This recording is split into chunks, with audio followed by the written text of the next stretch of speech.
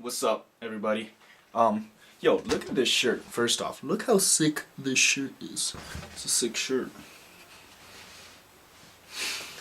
Okay. Blah! Yeah. So, I'm gonna read out of something I wrote today. This is a little bit different because what I'm doing today is I'm gonna read out of something I wrote, and that I literally just wrote this, but I thought it was worth making a video about because my mind's kind of in the same network. So, the people's champ must be everything that the people can't be. He must first submerge himself into the depths of his personal hell. Must be willing to burn away that which is dark and twisted in him. Must be willing to see himself not as he wishes, but as he is. In the Styx was Achilles found. In the darkness is the light of the greater man. What is life if not a journey worth taking? What is suffering if not a means to a greater self? What is man if not a pillar of society? And most importantly, what am I if not a soul yet to be discovered? I think what I was thinking about today is that, there's a lot of things in life that are hard. I think that goes without saying. But the question is, there's things that are hard that we can't voluntarily attack, and there are those things that are hard which we can, I bet if any one of us right now could sit down and write out 10 things we could start doing, or 10 things we could stop doing that would better our lives, right? And they're small, easy things, but the question is, why won't you do them? And that's a question that I've been struggling with this question for easily, 6-7 months now. And I really have been thinking about this one, and I don't have a good answer yet, but that's a big question in the back of my head. Why don't we do things that are in our best interest? But today what I was thinking about is what it takes to be who you want. One of the things I think a lot about is exactly that. What does it take? What are the things that I have to do to be someone I want to be? And the thing is, it's not easy. And it's not obvious to me why that is. Why is it that to be someone I want to be, I have to do things that are difficult and, things that I have to really fight to do? And I think part of it is exactly what I wrote there. I think that line's from a Chance the Rapper song. The people's champ must be everything that the people can't be. And I think there's truth to it. I think when we want to be more than we are, we have to ask of ourselves more than we can give. And there's obviously a line there, you don't want to kill yourself. But at the same time, you kind of do. In the sense that you want to be consistently stretching yourself past the bounds of what you think you're capable of. Right? I think that's part of what I think about. That in order to be the person, the man I want to be in my life, I have to do things not that I would do, but that the person I want to be would do, right? And those aren't the same. So an example is, let's say, I love sleep. Sleep is the best thing to me. Like, I look forward to sleeping. But let's say the person I want to be wakes up at 5:30 every morning. Then the question isn't to do things that I would do. It's to do things that the person I want to be would do. In this case, waking up at 5:30. And the habits and character associated with that's it. The habits and characters associated with waking up at 5:30 are the core of the struggle there, right? Because I'm pushing myself past the bounds of what I, as Siddharth today, am capable of, and trying to do that which the highest, the best self of me is capable of doing, or would do. Right? And,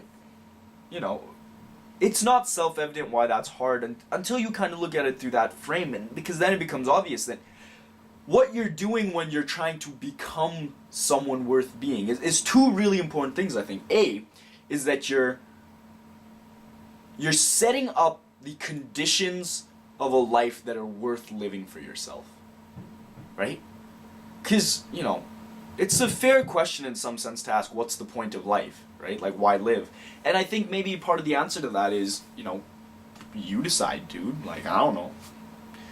But you get to decide that. So the first thing you do is you set up the conditions that make life worth living for yourself. But the second thing, the reason it's hard is because you have to confront your insufficiencies. So when I write that, the greater man must, burn off his insufficiencies and deal with his inner darkness, I think that's what I'm trying to get at. It's that you have to, part of, what's the best way to say this? An intrinsic part of attempting to be something better than you are is coming to terms with your own insufficiencies. And until you are willing to consciously, objectively, and sincerely confront them, I don't think it's possible to move in the direction of your dreams. Because you'll always have an excuse or blame, or you'll never be honest with yourself. And I've always really, I think we all go through that phase where we're super into, like, Greek mythology. I mean, at least all me and my friends did, so if you didn't, you're weird. But I mean, the idea of the river Styx always really stuck with me. Shout out to my Percy Jackson fans. But the idea that, when you dipped yourself in it, you became invincible, except for a small part. But Styx was in hell, right? So you had to go down to hell. And I do believe this is on purpose and symbolic. You had to reach into the depths of your own personal hell, which I think is your insufficiency, the part of yourself that you don't like, that you don't want to confront. And when you confront that part, and you fully engage with it, then you can become something invincible. Just recently, I was talking to one of my friends about this idea that I discovered in Hindu mythology, which is the idea of, Krishna was born. Krishna's, he's an avatar of God.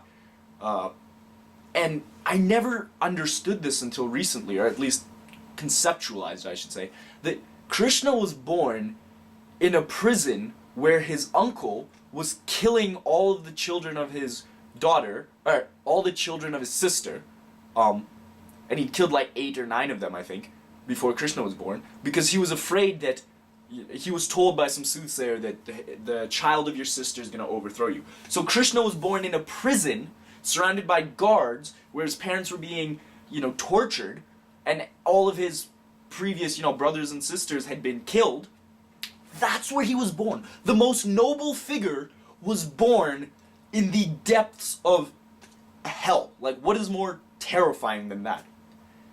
And then, when Krishna was born, he was carried out by his father through a flood, and he was sent across a flood, sitting in a basket that was being protected by a coil of snakes. That's a lot of hellish imagery for the most noble person in the universe to be born. And I think it's on purpose, because it's part of the same idea, and it's cross-cultural, right? Jesus was ultimately crucified. Like, if you think about it, it's like, what the heck? Why? And we say it's for his sins, but I think part of it is the same thing. It's that in darkness, in the honest self-assessment of my insufficiencies, is where I find the ability to be something greater, right? And then, the interesting thing is when I do that, discipline becomes a lot easier, because it's not about discipline anymore, it's about moving in the direction of something I want anyway. So making this video for me, for the first time, wasn't hard. Like, I came home after work and I wasn't tired, because after I wrote my ideas down, I was like, yeah, it makes sense. Like, making this video is commensurate with the journey towards being someone I want to be, towards aligning myself towards a greater, towards being better, I guess, really.